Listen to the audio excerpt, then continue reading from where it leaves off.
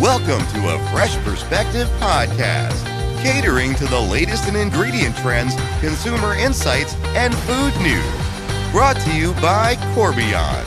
Hi, welcome to Fresh Perspective, a podcast that is about everything food related. I am CJ. And I'm Jenny. And we are going to talk about food. The holidays are just around the corner or are like already here, basically. I was getting text messages from my family like, what are you bringing to Thanksgiving? I know that there's a lot of uncertainty around the holidays that the pandemic brought with it, but one thing that is for sure still on my list is indulgent baked goods and eating my way through the next 2 months, because that's what November and December are for. Agreed. Right? This is why we diet, although I didn't diet. But if I were going to diet, I would be dieting for this time of year. Just in preparation for all of the delicious food that's coming? Exactly. Do you have any like holiday traditions, holiday favorites that you and your family do?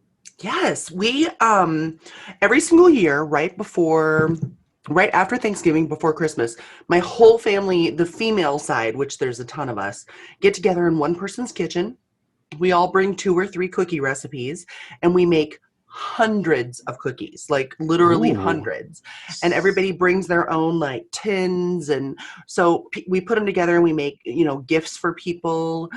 My specialty is always truffles. So I make homemade chocolate truffles, and I make like 300 or 400 of them during that day.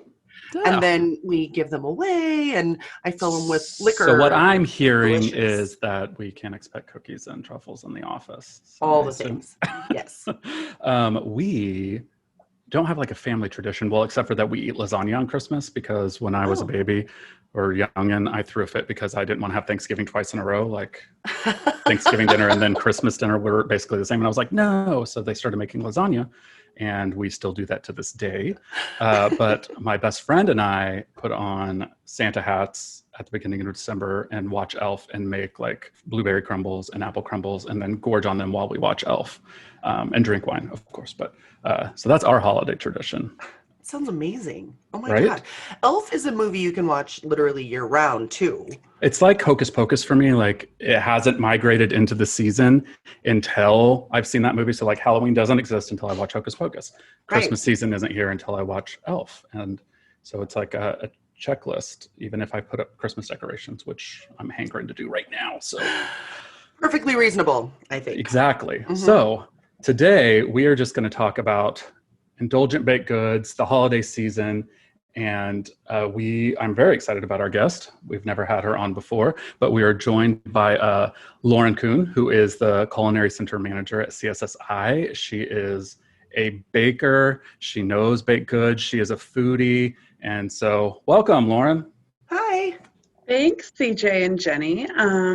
Yes, Lauren Kuhn, the Culinary Center Manager at CSSI. I've got my degree in baking and pastry arts, and if you ask for my pseudonym, it would be Madam Cupcake. Madam Cupcake. I like that. Ooh, that's so fancy. I feel like I need a good pseudonym now. Madam Cupcake. Do you have any holiday traditions?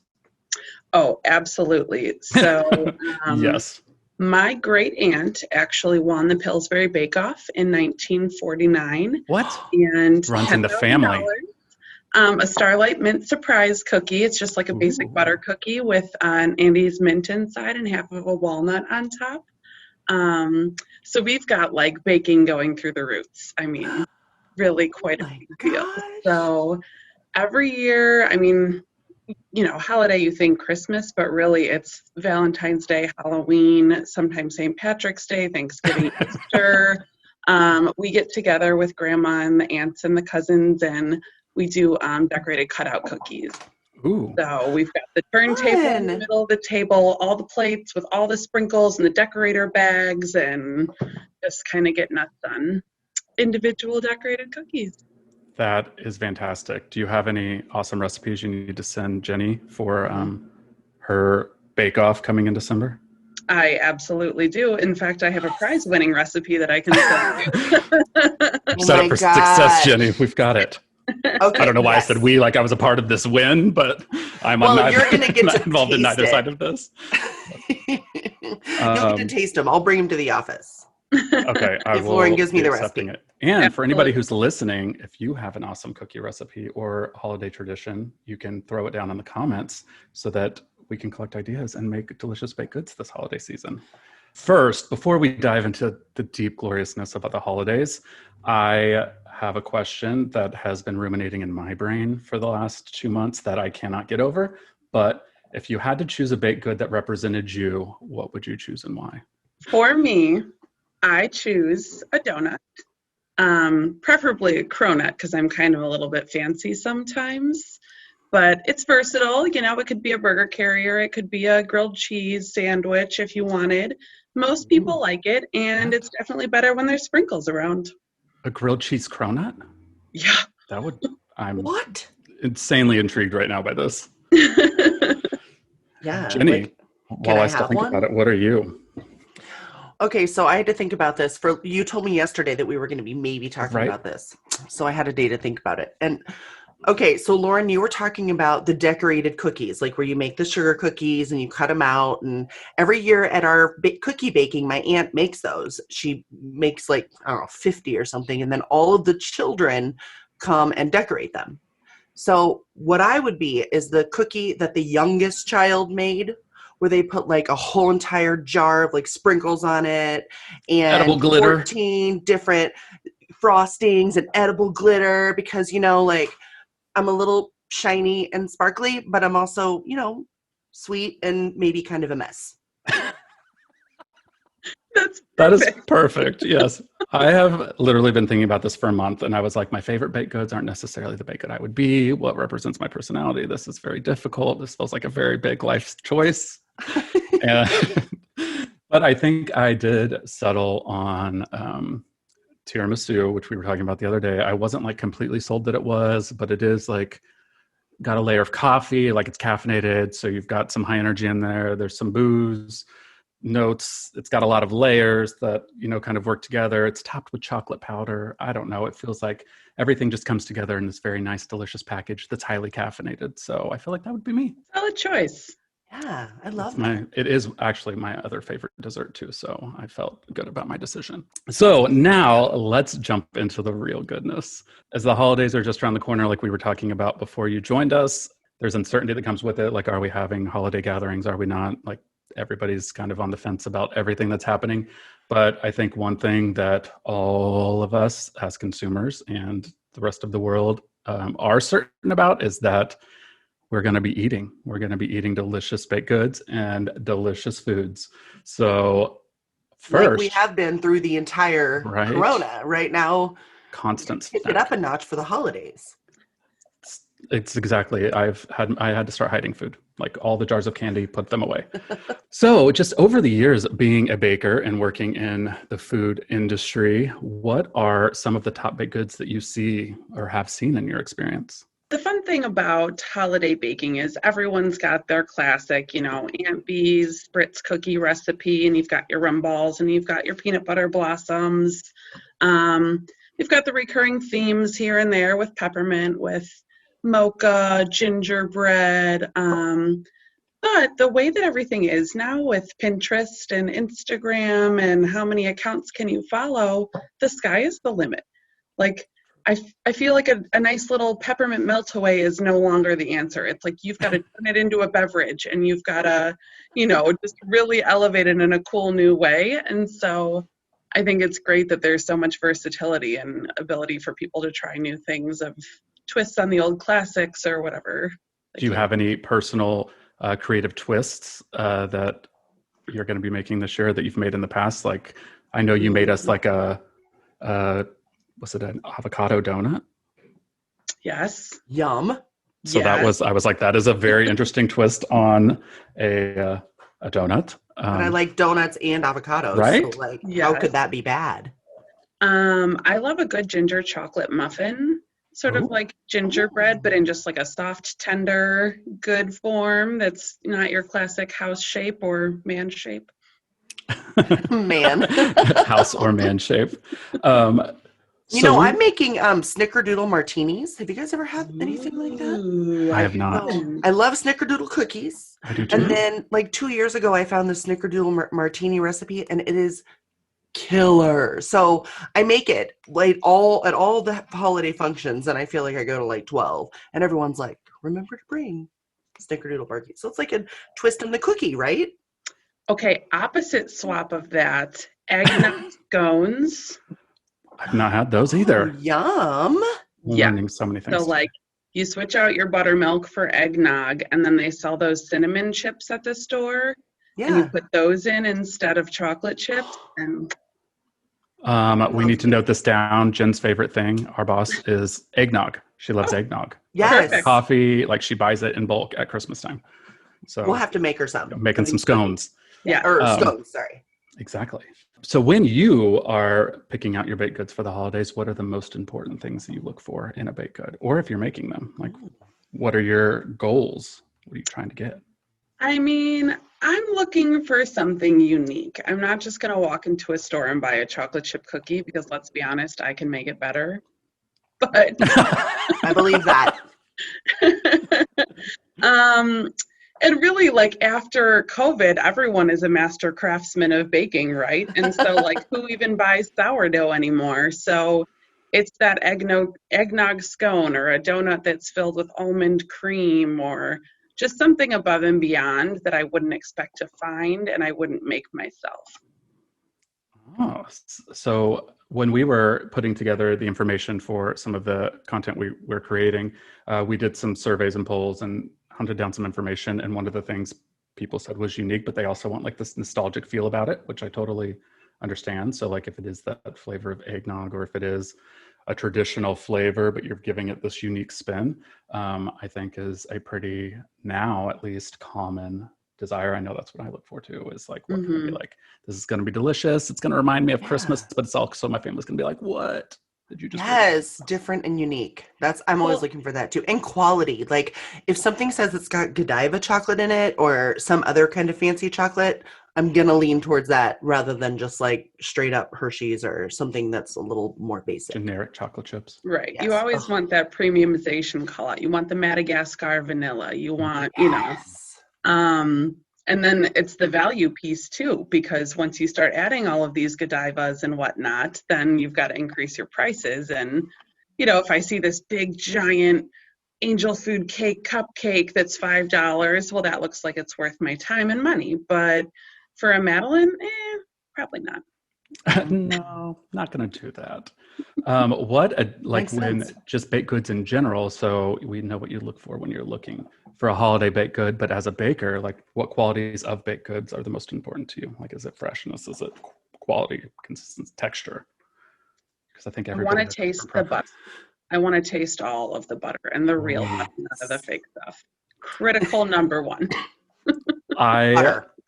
can Check. second this. I was introduced to all butter brioche like a year and a half ago. Like, I don't know if I'd had it before, but we had several varieties of them, like a cranberry white sugar chip.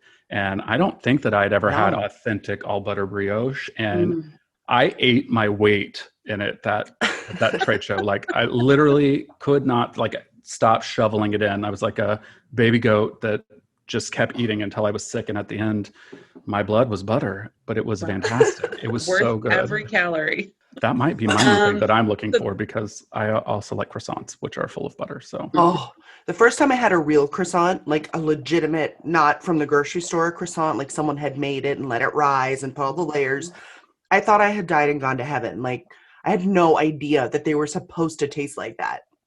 And then of course I added butter on top because why not? slather it.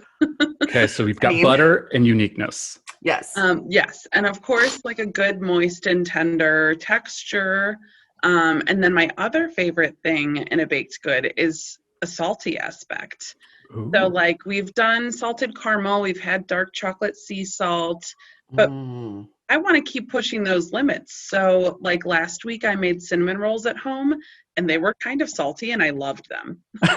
Salty cinnamon roll. Were they a flavor or like legit old-fashioned cinnamon rolls? Just old-fashioned cinnamon roll, but I probably doubled or maybe tripled the salt in the recipe. So it just had like that little savory hint to it. And I was like, why did we stop at caramel and chocolate? Let's keep going. Why did we do this? I have a friend who makes brown butter chocolate chip cookies with sea salt on top. Mhm. And they're freaking amazing. I know you said, why would I make buy a chocolate chip cookie? But oh my gosh, I don't even know why they were so much better than a normal chocolate chip cookie, but like sprinkles of salt, you could see it.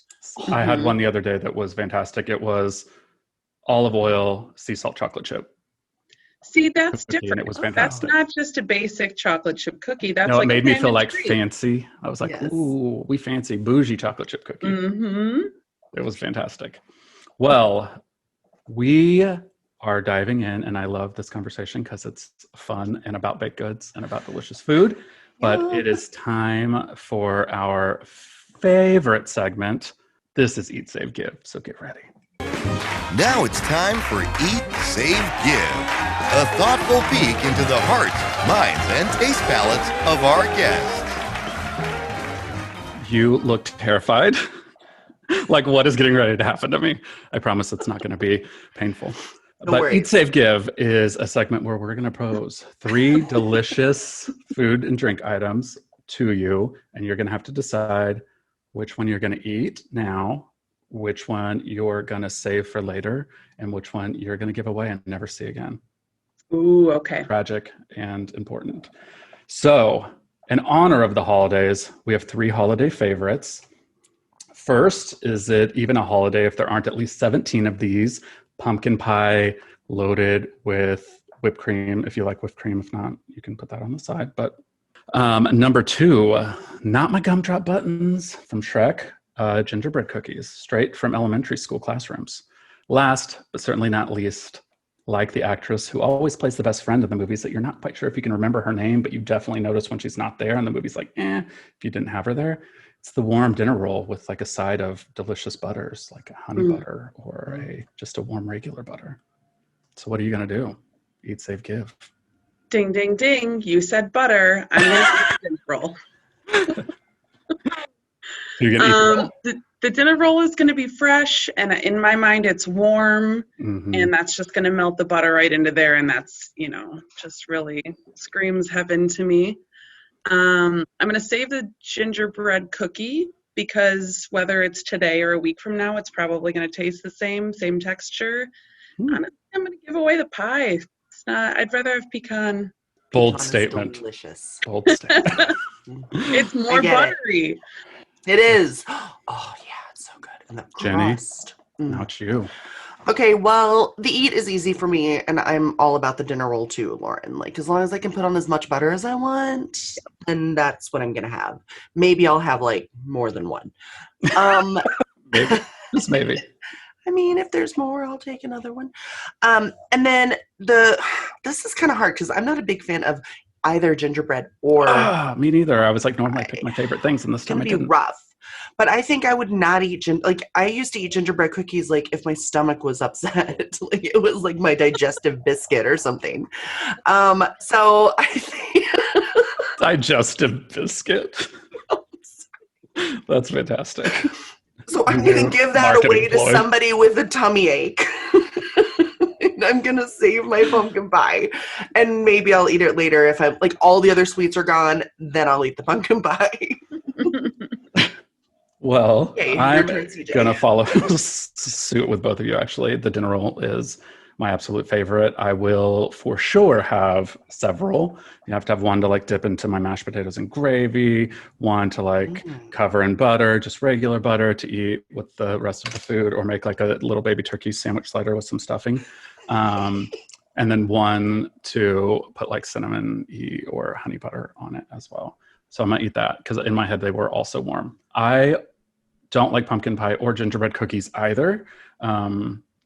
Gingerbread cookies, I've probably just made them wrong or bad, but they always feel like they're going to like shatter my teeth. So I stay away from them, but I'm also not a great cook. And I don't like pumpkin pie, but I love whipped cream. And, I'm a fan of things that are conveyors. It's a vehicle. A vehicle for toppings. So I'll take the pumpkin pie, I'll save it for later, and then I'll eat the whipped cream off top. It's funny to me that you chose this eat, save, give, but you picked 2 things you hate. I don't. Well, in a lot, yeah, it is. Normally, it's 3 things that I love, and No. it's very hard for me to pick. So today was very different. But so that's eat, save, give. You made it through Good job, Congratulations. Lauren. That was great. Easier than you thought, Madam I Cupcake. do have to say, though, I think that you need to put 4 rolls on your list. So What's you've the got- fourth roll? The 4th one is when you're doing the dishes, and that's the one that you're like, well, I can just eat one more roll. Oh, that is, I mean, yes, absolutely. Coming There's back that roll. later. My family does stuffing balls where they like ball up the stuffing and then they like bake them for a minute and then they flash fry them so the outside is crispy and the inside is very soft. And I just Oh, goosebumps. yum. for like the next month eating them like an apple. Like, What's just the pull them out one of the way fridge. to What's the one way to improve a food? Deep fry it. Fry it. Mm. Yes. Like, So it's fantastic. I'll just send pictures or a recipe if I can find one. please. Yeah. But back to the topic at hand, we are joined by Lauren Kuhn, who is the Culinary Center Manager at CSSI, and we are talking about holidays and baked goods and holiday indulgence and everything that comes along with it. So we are going to hop right back in, and we've talked a little bit about how, consumers are looking for all kinds of things. They want it all in their baked goods. So they want this feeling of, I know I do too, we're all consumers, but we want like nostalgic treats. We want premium treats. We want things that are unique and sound decadent and have quality ingredients and consistency and all of that fantastic stuff. So as a baker, how do you handle that? Like, what are the most common challenges you have? I mean, I think, first of all, locking down your consistency is critical because for me, when I find that perfect little Italian deli that has the best cannoli I've ever eaten, I crave it. Think about it.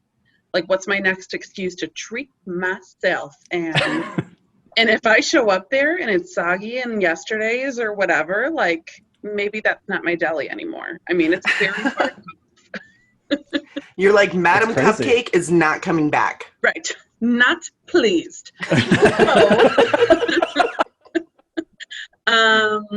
So I think that just locking in on making sure that your staff is doing weights and not measurements and just proper training to make sure that everyone's doing it the way that you want. I know it's a lot different for like large scale versus independents. I've worked a lot of smaller independent places, and I personally train the whole staff because I can't trust my number 2 to give the initial training because I just, you're a control freak sometimes, and that's what pays off when it comes to quality and consistency. And then as long as your base recipes are on point, you've got your gold standard, then the taste, the texture, that's all just fits into place. Nice. I mean, I can understand the control freakness because as we were talking about sourdough a minute ago, I tried to bake sourdough during this during this pandemic, and it was a year-long labor of love. holiday of Yes, it was a labor of disease. love. So anybody like tried to go near the loaf that was proofing, I was like, get away from that. If you ruin it, I will break you. breathe on it. Yes. So I fully understand that.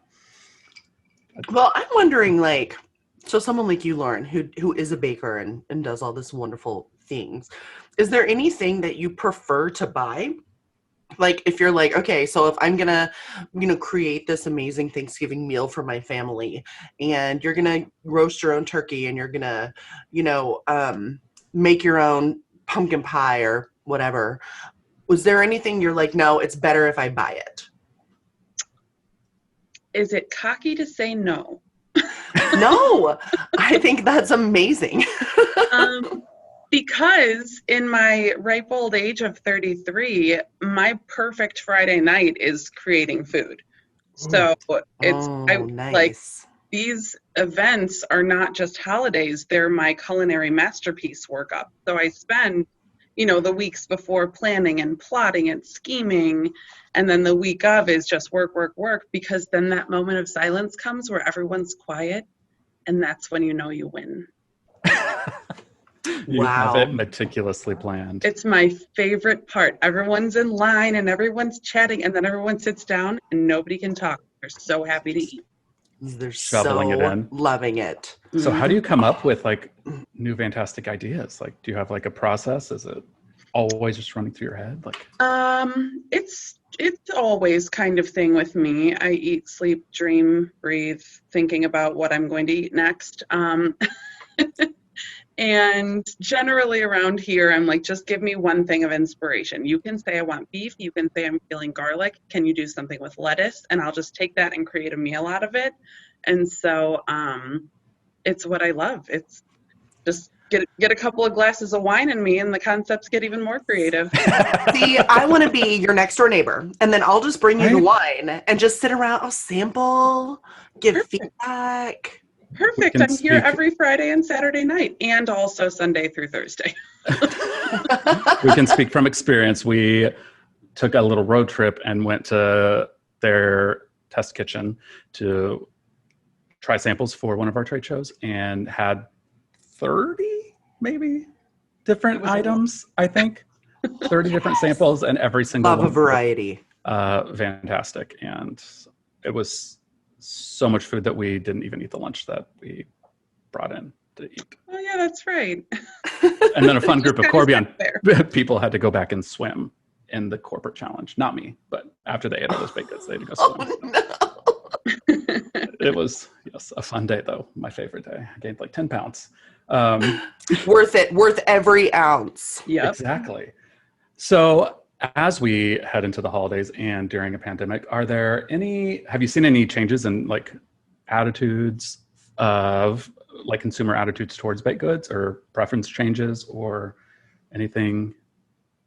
Yes, absolutely. I actually have a small little cake business on the side. And so I do cakes for weddings and such, and birthday parties, whatever. I've seen a lot of people go for a more individual packaging, as you know, you don't really want a wedding cake anymore. It's kind of easier for everyone to just grab a cupcake and nobody else touches it and they're happy about it. Sense. I'm sorry for being rude, but I wanted to pull up a picture to show you. I don't know if this is acceptable or not, but I had to make a COVID cake. Oh, wow. Was it a 30th what are those little birthday? things sticking off of it? The back of it. So it's just like little germ. skewers. It's skewers with royal icing and sugar. And it was filled with salted caramel, and everybody loved it. And the person that ordered it from me said, "Can you make me a COVID cake?" And I was like, "Yes." And she said, "I need to add some," or she said, "Well, who wouldn't want to stick a knife in COVID?" And I was like, "You are absolutely right." So they all kind of admired the work, and then I love it. I love it.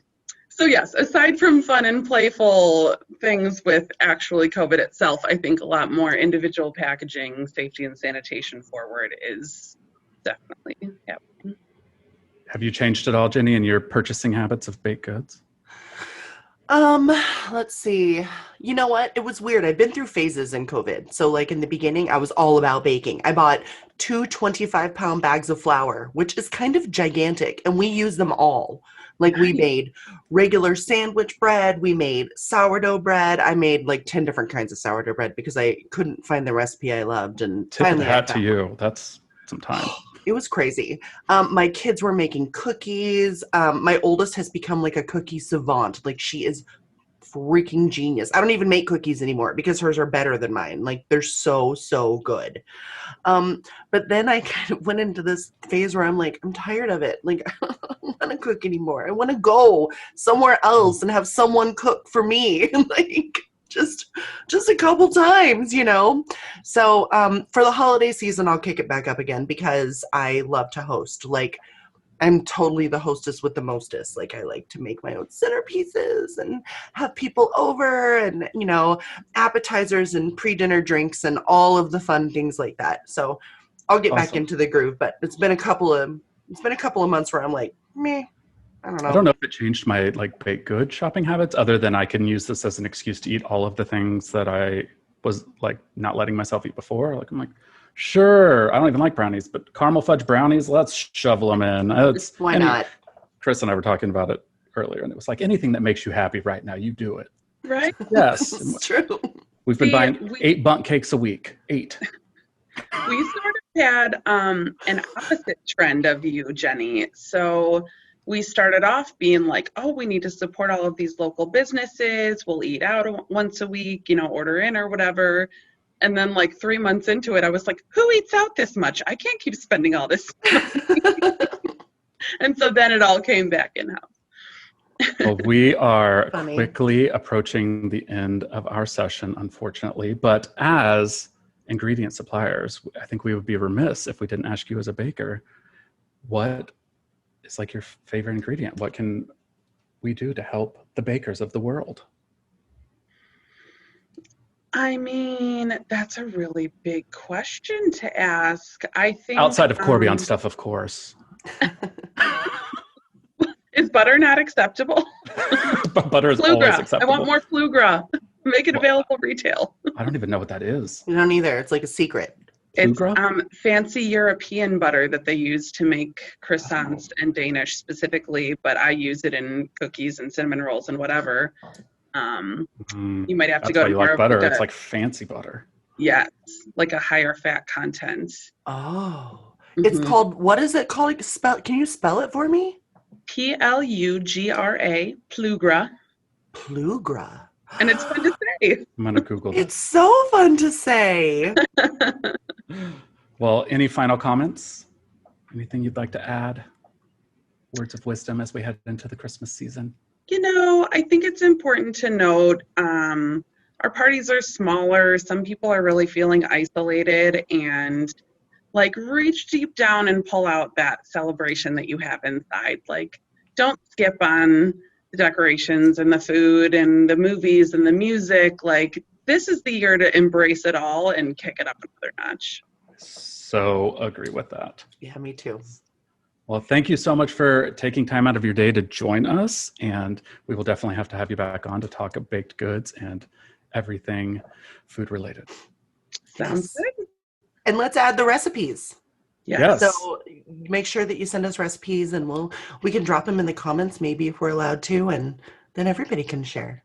Yes. Absolutely. Well, if you guys are looking for more information on holiday treats, how consumers are shopping this holiday season, and what they're looking for when it comes to indulgent baked goods, you can head on over to thebakerstake.com, where we just released 2 new articles about this very topic.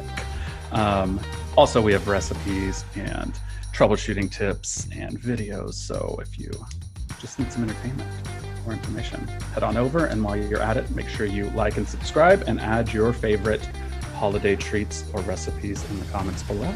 Don't forget, keep creating.